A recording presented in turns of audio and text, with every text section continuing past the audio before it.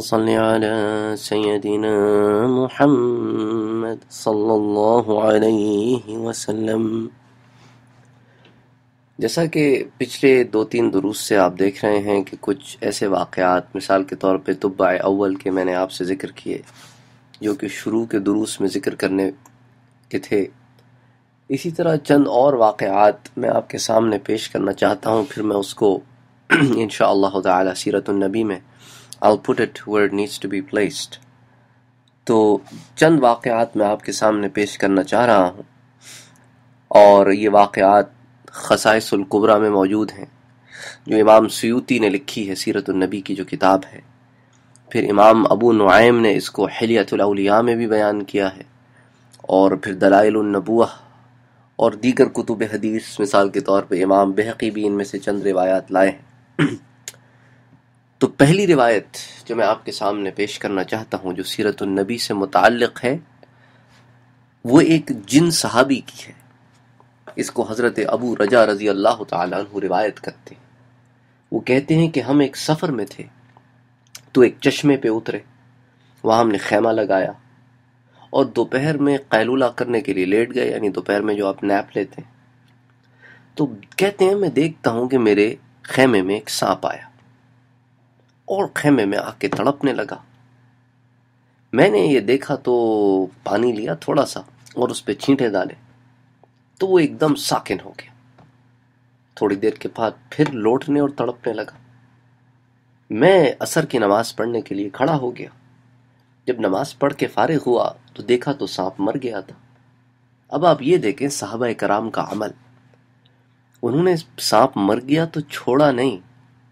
آج تو آپ مغربی تہذیب میں یہ بات دیکھتے ہیں نا کہ جانور مر گیا تو اس کو وہ دفن کرتے ہیں، اور مسلمان کہتے ہیں کہ یار یہ کوئی کام ہے کرنے والا، بھلا جانوروں کو کون دفن کرتا ہے۔ اب صحابہ کرام کا عمل دیکھیں۔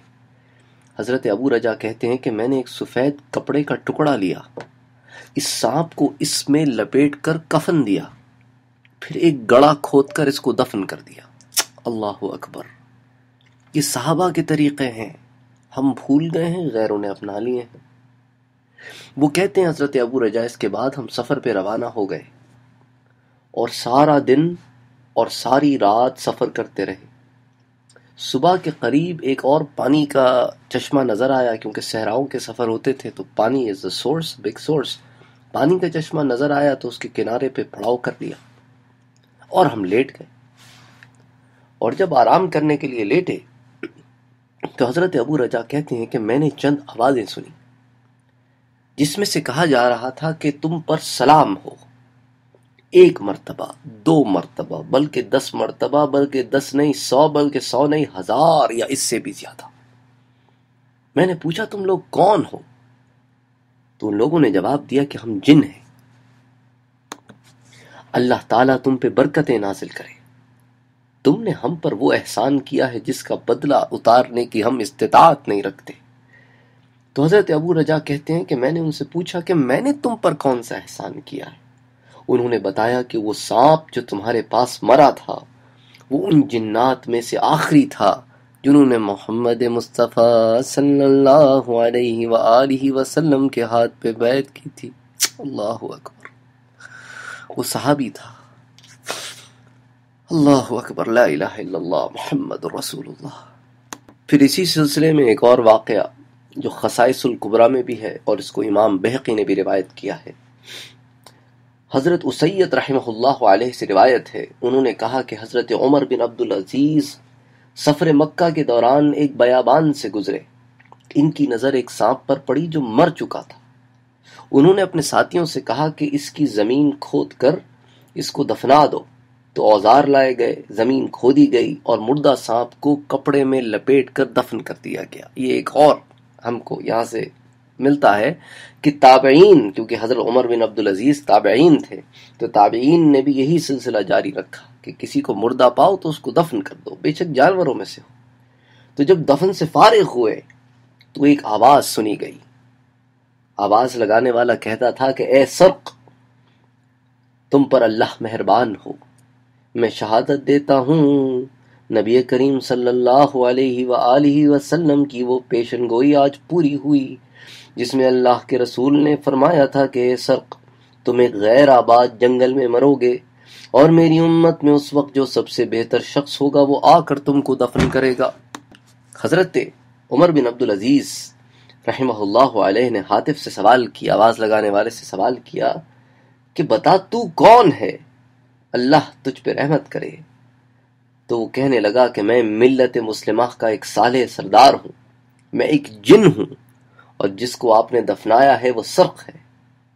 اب صرف میں اور سرق دو ایسے جن زندہ رہ گئے ہیں جنہوں نے اللہ کے رسول صلی اللہ علیہ وآلہ وسلم کے دست مبارک پہ بیعت کی تھی، اور میں گواہی دیتا ہوں کہ یقیناً میں نے اللہ کے نبی کو یہ فرماتے ہوئے سنا تھا کہ اے سرخ، تم ایک بیابان میں مرو گے اور میری امت کا بہترین شخص تم کو دفن کرے گا۔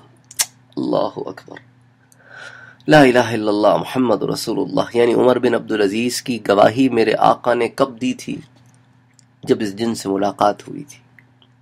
اللہ اکبر، کہ عمر بن عبدالعزیز کا یہ مقام ہوگا کہ وہ میری امت کا بہترین شخص ہوگا۔ اب آپ اس کی طرف ایک اور بات جو امام بہقی نے روایت نہیں کی اور نہ امام سیوطی نے خصائص کبریٰ میں بیان کی ہے، بلکہ اس کو حلیۃ الاولیاء میں امام ابو نعیم لے کے آئے ہیں۔ وہ کہتے ہیں کہ اس کے بعد حضرت عمر بن عبدالعزیز نے کہا، جن لوگوں نے اس چیز کا مشاہدہ کیا جو وہاں گواہ تھے، کہا اس واقعے کا ذکر میری زندگی میں کبھی نہ کرنا، کیونکہ وہ اپنا مقام لوگوں پہ ظاہر نہیں کرنا چاہتے تھے، یہ اللہ والوں کے کام ہوتے ہیں۔ لیکن اللہ تعالیٰ اپنے بندوں کی محبت لوگوں کے دلوں میں ڈال کر ظاہر کر دیتے ہیں۔ تو جب ان کا انتقال ہو گیا تب پھر یہ روایتیں لوگوں نے، راویوں نے بیان کی جو اس وقت اس کے شاہد تھے۔ اسی طرح ابراہیم نقعی رحمہ اللہ علیہ کا ایک واقعہ ہے، اور یہ بھی تابعین ہیں، صف اول کے تابعین میں سے ہیں، حضرت عبداللہ ابن مسعود رضی اللہ تعالیٰ عنہ کے شاگردوں میں سے ہیں، تو شروع کے زمانے کے تابعین میں سے۔ تو وہ کہتے ہیں کہ حضرت عبداللہ ابن مسعود کے اصحاب کی ایک جماعت حج کے ارادے سے نکلی، تو راہ میں انہیں ایک سفید سانپ زمین پہ تڑپتا ہوا ملا، اس کے پاس سے خوشبو آ رہی تھی۔ تو وہ کہتے ہیں کہ میں بھی اس سفر میں ساتھ تھا، تو میں نے اپنے ساتھیوں سے کہا کہ بھئی ایسا کریں، آپ لوگ تو چلیں آگے، میں دیکھنا چاہتا ہوں کہ آخر اس سانپ کے ساتھ ہوتا کیا ہے، تو تم یہاں سے چلو، میں یہیں رہوں گا۔ تو وہ آگے بڑھ گئے۔ حضرت ابراہیم نخعی کہتے ہیں میں وہیں بیٹھ گیا، تھوڑی دیر گزری، سانپ مر گیا، میں نے اسے ایک سفید کپڑے میں لپیٹ کر گزرگاہ سے الگ ایک طرف کو دفن کر دیا۔ اللہ اکبر، ایک اور مثال مل گئی کہ راستے میں بھی دفن نہیں کیا کہ لوگ آتے جاتے قبر کی بے حرمتی ہوگی، راستے کو چھوڑ کے الگ جگہ گڑا کھود کے پھر اس کو دفن کیا، تدفین کی۔ اور پھر کہتے لگے کہ میں بھی چل پڑا، اپنے ساتھیوں سے جا کے ملا، پھر ہم سارے بیٹھے، کہ جب ہم سب بیٹھے باتیں کر رہے تھے تو فرام دا ویسٹ، مغرب کی طرف سے 4 عورتیں آئیں۔ ان میں سے ایک نے کہا کہ تم میں سے کس شخص نے عمر کو دفن کیا؟ ہم نے بھائی کہا یہ عمر کون ہے؟ تو اس نے کہا وہ سفید سانپ جو دفن کیا گیا ہے۔ تو حضرت ابراہیم نقعی کہتے ہیں میں نے کہا کہ ہاں میں نے اس کو دفن کیا تھا۔ میرا جواب سن کر اس خاتون نے کہا کہ تم نے ایک ایسی جان کو دفن کیا ہے جو روزے دار اور نماز کی پابند تھی، احکام خداوند کی تبلیغ کرنے والا اور اللہ کے رسول پہ ایمان لانے والے جن کو تم نے دفن کیا ہے۔ اس نے اللہ کے رسول محمد مصطفیٰ صلی اللہ علیہ وآلہ وسلم کی بعثت سے 400 سال پہلے آپ پہ ایمان لایا تھا، اور اس کی وجہ یہ تھی کہ جب جنات آسمانوں میں جایا کرتے تھے اور آسمان کی خبریں لا کے زمین والوں کو دیا کرتے تھے، تو اس وقت یہ جن جب آسمانوں پہ گیا تو اس نے ملائکہ کے پاس آپ کی حمد و ثنا اور توصیف سنی، تو یہ اسی وقت آپ صلی اللہ علیہ وآلہ وسلم پہ ایمان لے آیا۔ سبحان اللہ۔ اور یہاں واقعہ ختم نہیں ہوتا۔ حضرت ابراہیم نقعی کہتے ہیں کہ حج کے ارکان پورے کر کے جب ہم واپس مدینہ لوٹے تو حضرت عمر بن الخطاب کا زمانہ تھا، زمانہ خلافت تھا، تو حضرت عمر بن الخطاب سے ہم جا کے ملے اور سانپ کا سارا واقعہ حضرت عمر فاروق کو بیان کیا۔ تو حضرت عمر فاروق نے فرمایا تم سچ کہتے ہو۔ اللہ اکبر۔ تو اس واقعے کو بھی امام ابو نعیم نے بیان کیا ہے، اور اس کو خصائص الکبریٰ میں امام سیوطی لے کے آئے ہیں۔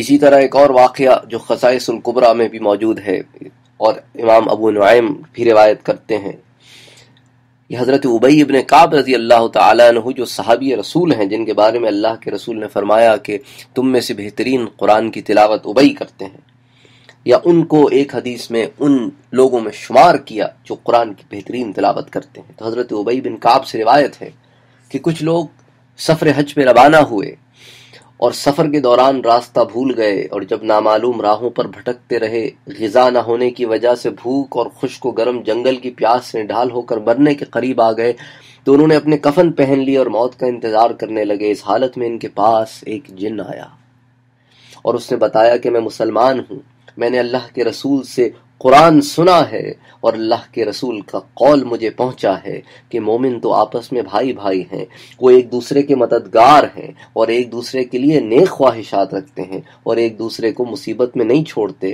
بلکہ مدد کرتے ہیں، تنہا نہیں چھوڑتے۔ یہ کہہ کر اس جن نے ان تمام لوگوں کو پانی پلایا اور مناسب طریقے پر ان لوگوں کی رہنمائی کی اور ان کو سیدھے رستے پہ ڈال دیا کہ پھر وہ اپنے حج کے سفر پہ دوبارہ صحیح راستے پہ گامزن ہو گئے۔ سبحان اللہ۔ تو اب تک تو آپ نے صحابہ کرام کا عمل سنا تھا، اب جن صحابہ کا عمل سنا۔ پہلے تو بشر صحابہ کا عمل سنا تھا، اب جن صحابہ کا عمل سنا۔ تو اسی ضمن میں ایک اور واقعہ پھر انشاءاللہ تعالی اگلے درس میں اس کو نقل کروں گا، and I'm going to place both of these وہ جو سیکوینس ہے ہماری سیرت النبی کی، تو جہاں جنات کے ایمان لانے کی بات ہے تو اس کے بعد میں I'm going to add both of these۔ تو اس میں تو جنات کا ذکر ہے، اور پھر اگلے درس میں انشاءاللہ تعالی شیطان کے پڑ پوتے کے اسلام لانے کا ذکر، جسے خصائص الکبریٰ میں امام سیوطی لائے ہیں، انشاءاللہ تعالی پھر اس کو ذکر کریں گے، اور مزید پھر اس کو امام بہقی اور امام ابو نعیم بھی اپنی اپنی کتابوں میں لے کے آئے ہیں۔ وما علینا الا البلاغ، اللہم صلی علی سیدنا محمد صلی اللہ علیہ وسلم۔